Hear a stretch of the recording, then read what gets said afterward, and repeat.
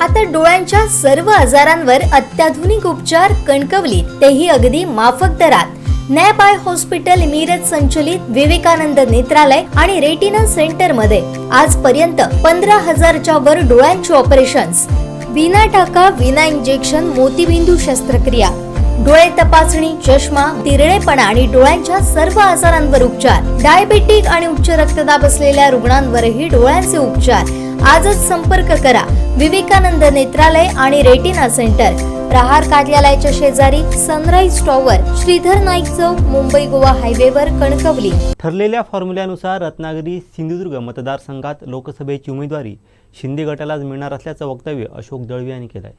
या ठिकाणी जी लोकसभा निवडणूक आहे, ह्या लोकसभा निवडणुकीमध्ये जो फॉर्म्युला ठरलेला आहे त्या फॉर्म्युलाप्रमाणे या ठिकाणी शिंदे गटाच्या शिवसेने गटालाच या ठिकाणी खासदारकीची उमेदवारी मिळणार आहे.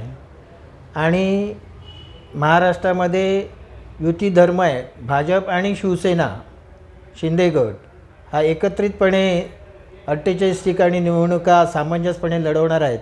आणि त्यामुळे निश्चितच या ठिकाणी जी खासदारकीची लोकसभेची जागा आहे ती निश्चितच आमच्या शिवसेना गटालाच मिळणार आहे. आम्हाला काय अन्य पक्षात जाण्याची काय गरज नाही. तशा प्रकारची रत्नागिरी आणि सिंधुदुर्ग जिल्ह्यामध्ये पक्षाची लोकसभेची निवडणूक लढण्याच्या दृष्टीने पक्षाच्या वतीने बांधणी सुरू आहे.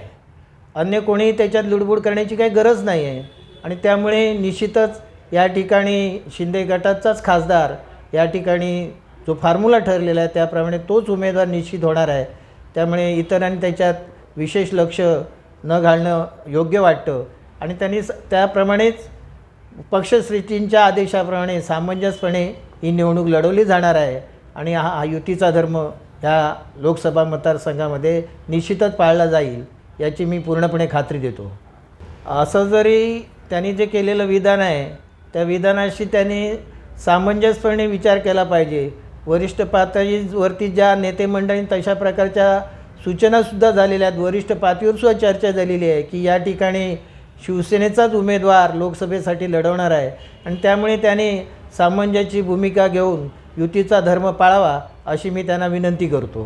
वास्तविक त्यांचा काही ह्या निवडणुकीशी आमच्या युती पक्षाशी भाजप आणि शिवसेना पक्षाची काही संबंध नाही. त्यांनी विनाकारण याच्यात डोकावून बघण्याची काही आवश्यकता नाही. त्यांनी आपल्या पद्धतीने निवडणूक लढवावी. आमची तयारी आहे, आमचा युती धर्म पाळण्याची तयारी आहे, आमच्यामध्ये सामंजस्य भूमिका आहे. आणि त्या सामंजस्य भूमिकांनी या ठिकाणी शिंदे गटाचाच खासदार या ठिकाणी उमेदवार निश्चित होणार आहे याची मी अगदी पूर्णपणे पक्षश्रेष्ठींनी तशा प्रकारच्या सूचनासुद्धा खाली दिलेल्या आहेत. आणि भाजप आणि शिवसेनेच्या माध्यमातून या ठिकाणी निवडणूक सामंजस्यपणे लढवली जाणार आहे.